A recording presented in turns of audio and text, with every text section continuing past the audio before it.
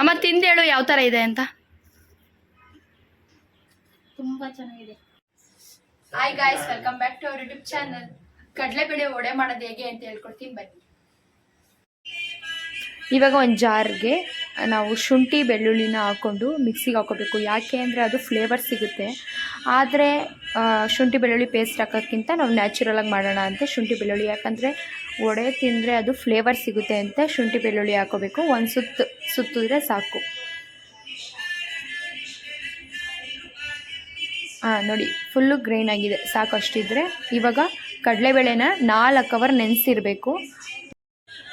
ಕಡಲೆಬೇಳೆನ ನಾವೆಷ್ಟು ನೆನೆಸಿರ್ತೀವೋ ಅಷ್ಟು ಒಳ್ಳೆಯದು. ಮಿನಿಮಮ್ ಅಂದರೂ 4 ಅವರ್ ನೆನೆಸಿರಬೇಕು. ಇವಾಗ ನಾನು ಸ್ವಲ್ಪನ ಮಿಕ್ಸಿಗೆ ಹಾಕ್ಕೋತೀನಿ. ಯಾವ ಥರ ಅಂದರೆ ಫುಲ್ಲು ನುಣ್ಣಗೆ ಹಾಕೋಲ್ಲ, ಸ್ವಲ್ಪ ಇರೋ ಥರ ಹಾಕ್ತೀನಿ. ಅದರೊಳಗಡೆ ಇವಾಗ ಕರ್ಬೇವಿನ ಸೊಪ್ಪು, ಕೊತ್ತಂಬರಿ ಸೊಪ್ಪು ಮತ್ತು ಮೆಣಸಿನ್ಕಾಯಿನ ಹಾಕ್ತೀನಿ. ಮೆಣಸಿನ್ಕಾಯಿ ಯಾಕೆ ಹಾಕಬೇಕು ಮಿಕ್ಸಿಗೆ? ಎಲ್ಲರೂ ಯಾವ ಥರ ಮಾಡ್ತಾರೆ ಅಂದರೆ ಮೆಣಸಿನ್ಕಾಯಿನ ಡೈರೆಕ್ಟಾಗಿ ಕಲಿಸ್ಬೇಕಾರೆ ಹಾಕ್ಕೊತಾರೆ. ಆ್ಯಕ್ಚುಲಿ ಆ ಥರ ಮಾಡಬಾರ್ದು. ಯಾಕೆ ಅಂದರೆ ಮಕ್ಳಿಗೆಲ್ಲ ಕೊಡ್ತಾ ಇರ್ತೀವಿ ವಡೆನ ತಿನ್ನೋಕ್ಕೆ.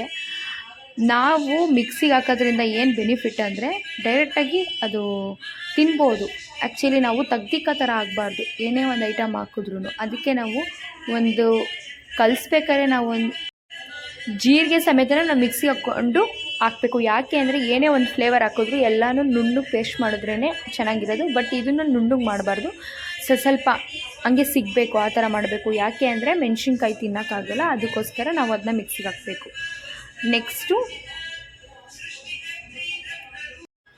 ನೀವು ಒಂದೇ ಸತಿ ಮಿಕ್ಸಿಗೆ ಹಾಕ್ಬಾರ್ದು, ಸ್ವಲ್ಪ ಆಫು ಅನ್ನೋ ಥರ ಮಾಡ್ತಾಯಿದ್ರೆ ಅದು ಯಾವ ಥರ ಹದವಾಗಿ ಬಂದಿದೆಯಾ ಏನು ಅಂತ ನೋಡೋಕ್ಕಾಗುತ್ತೆ. ನೋಡಿ ಇಷ್ಟು ಸ್ವಲ್ಪ ಆಗಿದೆ.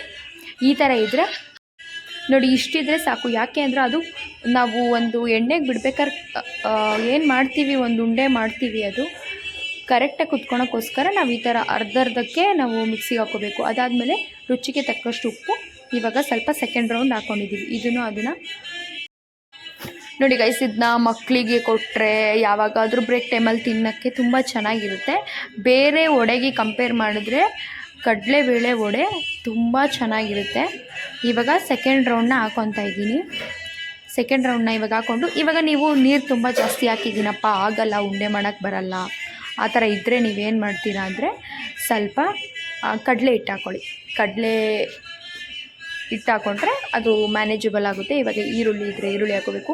ನೋಡಿ ಇದೇನೇ ಮಾಡೋದು ತಪ್ಪು ಏನು ಅಂತ ಅಂದರೆ, ಈ ಟೈಮಲ್ಲಿ ನಾವು ಈರುಳ್ಳಿ ಹಾಕೋ ಟೈಮಲ್ಲಿ ನಾವು ಮೆಣಸಿನ್ಕಾಯಿ ಹಾಕಿದ್ರೆ ಅದು ಬಾಯಿಗೆ ಹಂಗೆ ಸಿಗುತ್ತೆ, ಆ ಥರ ಸಿಗಬಾರ್ದು. ಅದಕ್ಕೋಸ್ಕರ ಈ ಥರ ಹಾಕೋಬೇಕು. ನೆಕ್ಸ್ಟು ನಿಮ್ಗೇನಾದರೂ ಉಪ್ಪು ಇನ್ನೊಂದು ಸ್ವಲ್ಪ ಬೇಕಿದ್ರೆ ಹಾಕೋಬೇಕು. ಇವಾಗ ಚೆನ್ನಾಗಿ ಮ್ಯಾರಿನೇಟ್ ಮಾಡ್ಕೋಬೇಕು. ಮ್ಯಾರಿನೇಟ್ ಅಂದರೆ ಎಲ್ಲ ಕರಗೋ ಥರ ಹಾಕೋಬೇಕು.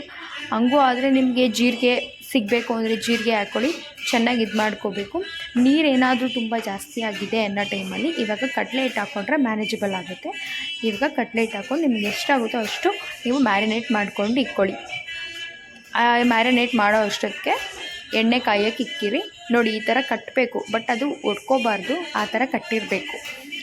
ಬಟ್ ಹೊಡಿಬಾರ್ದು, ಅದು ಹೊಡಿದ್ರೆ ಎಣ್ಣೆಲ್ಲಿ ಹೊಡೆದೋಗ್ಬಿಡುತ್ತೆ. ಸೊ ಈ ಥರ ಕಟ್ಟಿ ನೋಡಬೇಕು. ಇಲ್ಲ ಆಗಿಲ್ಲ, ಕಟ್ಟೋಕ್ಕಾಗಿಲ್ಲ ಅಂದರೆ ನೀವು ಕಡಲೆ ಹಿಟ್ಟು ಹಾಕ್ಕೊಳ್ಳಿ. ನೋಡಿ ಎಣ್ಣೆ ಒಳಗಡೆ ಬಿಡ್ತಾ ಇದ್ದೀವಿ, ಅದು ಹೊಡಿಬಾರ್ದು.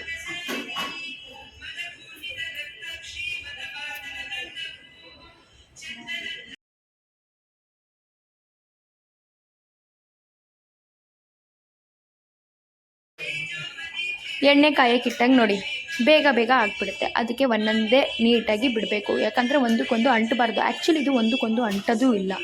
ಯಾಕೆ ಅಂತ ಅಂದರೆ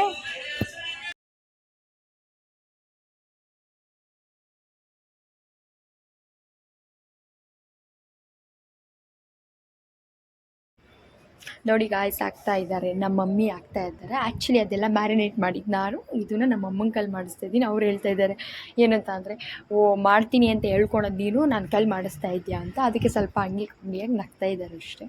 ಆದರೆ ನಮ್ಮ ಅಮ್ಮಂಗೆ ಕೆಲಸ ಯಾಕಂದರೆ ಎಣ್ಣೆ ಅಂದರೆ ನನಗೆ ಸ್ವಲ್ಪ ಭಯ, ಸ್ವಲ್ಪ ಅಂದರೆ ಸ್ವಲ್ಪನೇ ಭಯ. ಅದಕ್ಕೋಸ್ಕರ ನಾನು ನಮ್ಮ ಅಮ್ಮನ್ನ ಬಿಟ್ಟಿದ್ದೀನಿ ಅಷ್ಟೇ.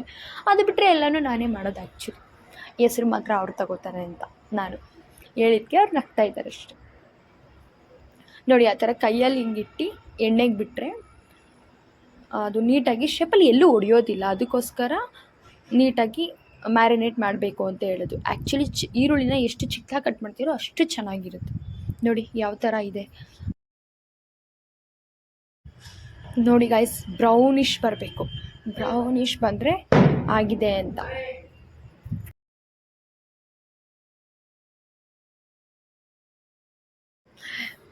ಇದನ್ನು ಯಾವ ಟೈಮಲ್ಲಿ ತಿನ್ನೋಕ್ಕೆ ಚೆನ್ನಾಗಿರುತ್ತೆ ಅಂದರೆ ಮಧ್ಯಾಹ್ನ ಟೈಮು ಟೀ ಜೊತೆಗೆ ಅನ್ನ, ಬಸ್ಸಾರು, ಉಪ್ಸಾರು ಅಂತೀರ ಅಲ್ವಾ, ಅದಕ್ಕೆಲ್ಲ ತುಂಬ ಚೆನ್ನಾಗಿರುತ್ತೆ. ಅದ್ರ ಟೈಮಲ್ಲಿ ನೀವು ವಡೆ ಮಾಡಿಕೊಂಡ್ರೆ ತುಂಬ ಚೆನ್ನಾಗಿರುತ್ತೆ. ಆ್ಯಕ್ಚುಲಿ ಈ ತೂತು ವಡೆ, ಉದ್ದಿನ ವಡೆ ಅದಕ್ಕಿಂತ ಕಡಲೆಬೇಳೆ ವಡೆ ತುಂಬ ಚೆನ್ನಾಗಿರುತ್ತೆ, ಹೆಲ್ತ್ಗೂ ಒಳ್ಳೆಯದು. ಆ್ಯಕ್ಚುಲಿ ಸೋಡಾ ಹಾಕಿಲ್ಲ, ನಾವು ಸೋಡಾನೇ ಬಳಸಿಲ್ಲ. ಯಾಕೆ ಅಂದರೆ ಇದು ಅಂಗಡೀಲಿ ಮಾಡೋ ಥರ ಅಲ್ಲ, ಮನೇಲಿ ಮಾಡೋ ಥರ ಇರಲಿ ಅಂತ. ಆ್ಯಕ್ಚುಲಿ ಸೋಡಾ ಹಾಕ್ಬಾರ್ದು ಗಾಯ್ಸ್, ಸೋಡಾ ಹಾಕಿದ್ರೆ ಸುಮ್ಮನೆ ಊದ್ಕೊಳುತ್ತೆ ಅಂತ ಸೋಡಾ ಹಾಕ್ಬಾರ್ದು. ಆ್ಯಕ್ಚುಲಿ ಸೋಡಾ ಐಟಮ್ ತಿನ್ನಬಾರ್ದು, ಅದಕ್ಕೋಸ್ಕರ. ಇವಾಗ ಯಾವ ಥರ ಇದೆ ಅಂತ ನಾನು ರಿವ್ಯೂ ಕೊಡ್ತೀನಿ ನೋಡಿ. ಏನಮ್ಮ ಇದು ಹೇಳು, ನಾನು ಕಟ್ ಮಾಡ್ಕೊತೀನಿ. ಏನದು? ಕಡಲೆಬೇಳೆ ವಡೆ. ಕಡಲೆಬೇಳೆ ವಡೆ ನೋಡಿ ಯಾವ ಥರ ಬಂದಿದೆ ಅಂತ ಒಂದು ತಿಂದು ಹೇಳ್ತೀನಿ ಯಾವ ಥರ ಇದೆ.